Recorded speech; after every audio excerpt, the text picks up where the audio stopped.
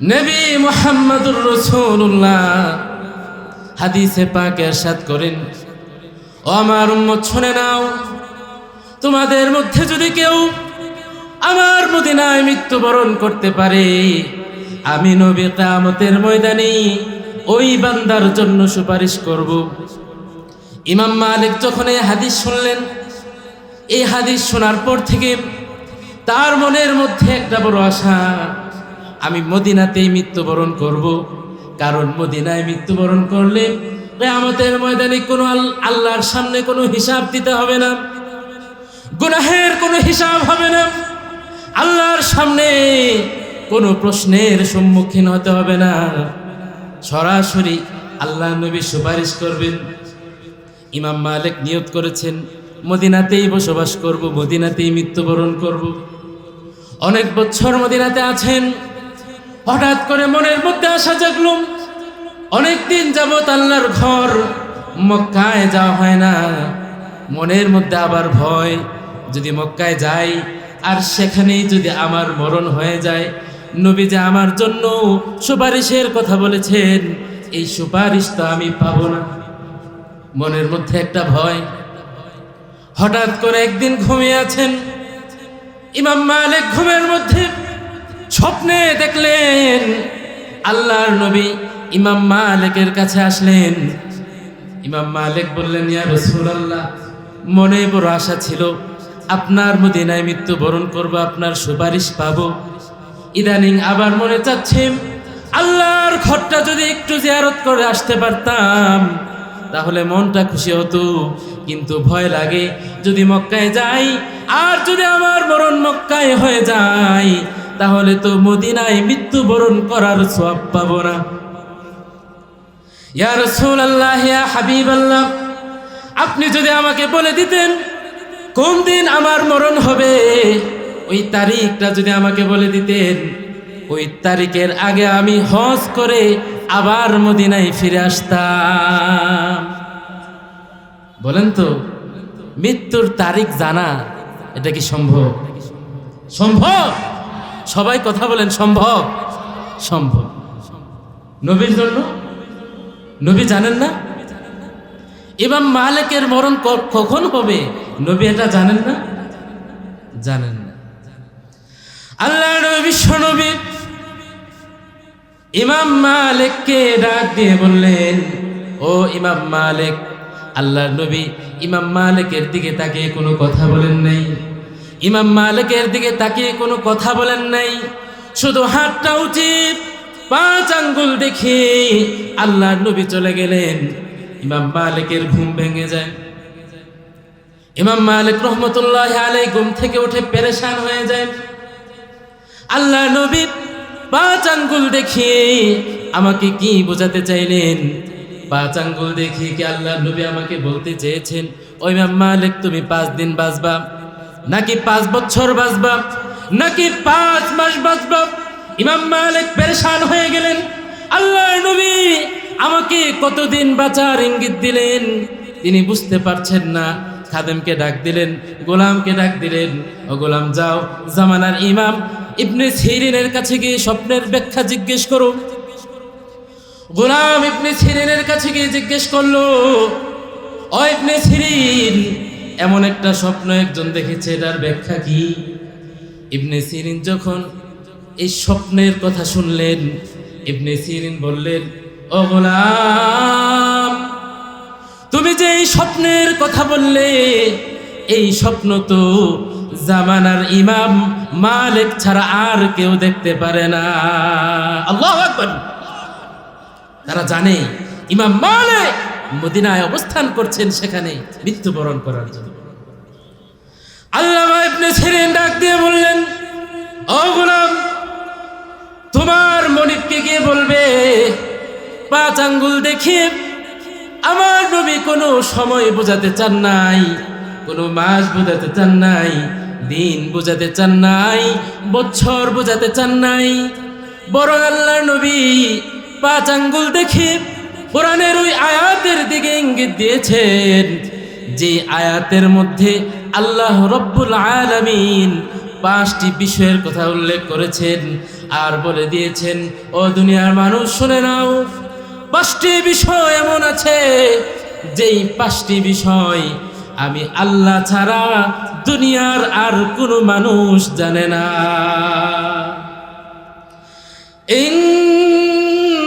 ইন্নাল্লাহা ইনদাহু ইলমুস সাআহ ওয়া ইউনাজ্জিলুল গায়থা ওয়া ইয়া'লামু মা ফিল আরহাম ওয়া মা তাদরি নাফসুম মাযা তাকসিবু গাদা ওয়া মা তাদরি নাফসুম বিআইয়ি আরদিন তামুত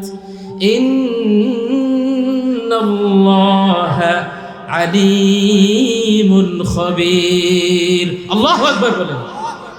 5টা বিষয় আমি আল্লাহ ছাড়া দুনিয়ার আর কেউ জানে না। 1 নাম্বার হচ্ছে ইন্নাল্লাহা ইনদাহু ইলমুস সাআহ, দুনিয়াতে কখন কিয়ামত ঘটবে এই বিষয়ের জ্ঞান আমি আল্লাহ ছাড়া আর কারো কাছে নাই। মাঝে মাঝে বিজ্ঞানীরা সংবাদ দেয় অমুক তারিখে পৃথিবী ধ্বংস হয়ে যাবে, অমুক গ্রহ খসে পড়বে, তার মাধ্যমে পৃথিবীর সমাপ্তি ঘটবে। এমন এক ঘটনা ঘটেছিল 2000 সনের দিকে। মুরব্বী যারা আছেন তাদের মনে থাকার কথা, 2005-এ ঘোষণা এসে গেল কিয়ামত হয়ে যাবে। বিজ্ঞানীরা বলে দিল পৃথিবী আর টিকবে না, অমুক তারিখেই কিয়ামত হয়ে যাবে, পৃথিবী ধ্বংস হয়ে যাবে। মানুষ মুসলমানরা ধরে নিয়েছে পৃথিবী যেহেতু বিজ্ঞানীরা বলেছে পৃথিবী ধ্বংস হবে, তার মানে মুসলমানদের ভাষায় কিয়ামত হয়ে যাবে। ঢাকায় যারা ছিল গাঁটটি গোল করে সবাই গ্রামে চলে গেছে, যেহেতু কিয়ামতই হয়ে যাবে, সবাই যেহেতু মরেই যাব, বাড়িতে গিয়ে আত্মীয় স্বজন, ছেলে মেয়ে, বাবা মা সবাই একসাথেই মরে। 5 তারিখ চলে আসলো, সকালবেলা সবাই মিলে কিয়ামতের অপেক্ষা করছে, কখন ইসরাফিল সিংহার মধ্যে ফু দিবে। একদিক থেকে আওয়াজ আসে, সবাই লাফ দিয়ে ওঠে। কিয়ামতের ইসরাফিল মনে হয় সিংহায় ফু দিয়ে দিচ্ছে। ইসরাফিলের সিংহায় মানুষের অপেক্ষা, কখন ইসরাফিল সিংহায় ফু দিয়ে দিবে। মানুষ অপেক্ষা করতে থাকে, অপেক্ষা করতে করতে মাগরিব হয়ে যায়, ইসরাফিলও আর সিংহায় বাঁশি দেয় না। তাহলে মানুষের পক্ষে কবে কিয়ামত হবে এটা জানা সম্ভব? আর জোরে বলেন না সম্ভব? কখনোই সম্ভব না। 1 নাম্বার হচ্ছে ইন্নাল্লাহা ইনদাহু ইলমুস সাআহ, কিয়ামত কবে হবে এই বিষয়ের জ্ঞান একমাত্র আল্লাহর কাছে আছে। মজার একটা ঘটনা শুনুন। আল্লাহ তাআলা জিবরিলকে পাঠাইলেন মানব আকৃতিতে, মানুষের সুরতে। জিবরিল আসলেন নবীর কাছে, মানব আকৃতিতে আসলেন। সাহাবায়ে কেরাম চিন্তা করতেছেন, এই লোককে তো এই এলাকায় আগে দেখি নাই, লা ইয়ারিফুহু মিন্না আহাদুন, একে তো আমাদের মধ্যে কেউ চিনি না। আবার যদি এই এলাকার না হয়, দূর থেকে আসে, মানুষ একটা সফর করে যখন আসে, তাকে দেখলে বোঝা যায় যে সে সফর করে আসছে। দাড়ির মধ্যে ধুলাবালি লাগে, চুলের মধ্যে ধুলাবালি লাগে, কিন্তু এই লোকের দাড়িও কুচকুচে কালো, চুলগুলো কুচকুচে কালো, তাহলে সে আসলো কোত্থেকে? সাহাবায়ে কেরাম চিনতেছেন। ফেরেশতা জিবরিল আল্লাহর নবীর কাছে এসে আল্লাহর নবীর পায়ের সাথে পা মিলিয়ে বসলেন। পা মিলিয়ে বসে আল্লাহর নবীকে বলতেছেন, ইয়া মুহাম্মদ, নাম ধরে ডাকতেছেন। সাহাবায়ে কেরাম অবাক হয়ে গেছেন, কেন নাম ধরে ডাকেন? নাম ধরে ডাকতে বলতেছেন, মাতাসা, ও মুহাম্মদ, আমাকে জানিয়ে দাও কিয়ামত কবে সংঘটিত হবে। আল্লাহ নবী কি উত্তর দিলেন? আল্লাহ নবী বললেন, মাল মাসউলু আনহা বিআলামা মিনাস সাইলি। সাহাবায়ে কেরাম ছিলেন না এটা জিবরাইল, কিন্তু আল্লাহ নবী তো বুঝতেছেন যেই ব্যক্তিটা আমাকে নাম ধরে ডাকতে পারে, কিয়ামত সম্পর্কে জিজ্ঞেস করতে পারে, বিভিন্ন প্রশ্ন করতে পারে, ওই লোকটা জিব্রাইল ছাড়া আর কেউ হতে পারে না। আল্লাহ নবী উত্তর দিলেন, মাল মাসউলু আনহা বিআলামা মিনাস সাইলি। আল্লাহ নবী বললেন, ও জিব্রাইল, তুমি যে প্রশ্ন করেছো এই প্রশ্নের উত্তর তুমি যেমন জানো না, আমি নবীও তেমন জানি না কিয়ামত কবে হবে। এই হচ্ছে এক নাম্বার বিষয়। সর্বশেষ যে বিষয়টা আমি বয়ান শেষ করে দিচ্ছি, সর্বশেষ যে বিষয়টা, ওয়ামা তাদরি নাফসুম বিআই আরদিন তামুত। আল্লাহ তাআলা বলছেন, দুনিয়ার কোনো মানুষ জানে না তার মরণটা কোন জমিনে হবে। আল্লামা ইবনে সিরিন ইমাম মালিকের খাদেমকে বলে দিলেন, আল্লাহ নবী 5 আঙ্গুল দেখিয়ে কোনো সময় জানাতে চান নাই, মাস বোঝাতে চান নাই, বছর বোঝাতে চান নাই, বরং আল্লাহ নবী এই 5 আঙ্গুল দেখিয়ে কোরআনের এই আয়াতের দিকে ইঙ্গিত করেছেন, যে আয়াতের মধ্যে আল্লাহ তাআলা এমন 5টি বিষয়ের কথা বলেছেন, যেই 5টি বিষয়ের জ্ঞান আল্লাহ ছাড়া আর কারো কাছে নাই। এর মধ্যে শেষ হচ্ছে, ওমা তাদরি নাফসুন বিআই আরদিন তামুত। মানুষ জানে না মানুষের মরণ কখন হয়ে যাবে। হযরতে ওমর রাদিয়াল্লাহু তাআলা আনহু বলেন, কুল্লা ইয়াউমিন ইউকাল মাতা ফুলানুন মাতা ফুলানুন। প্রতিদিনই পৃথিবীর কোন প্রান্তে এলান হয়ে যায়, অমুকে মারা গেছে, অমুকের ছেলে অমুক মারা গেছে, অমুকের পিতা অমুক মারা গেছে। ওয়ালা বুদ্দা মিন ইয়াউমিন ইউকাল মাতা উমর।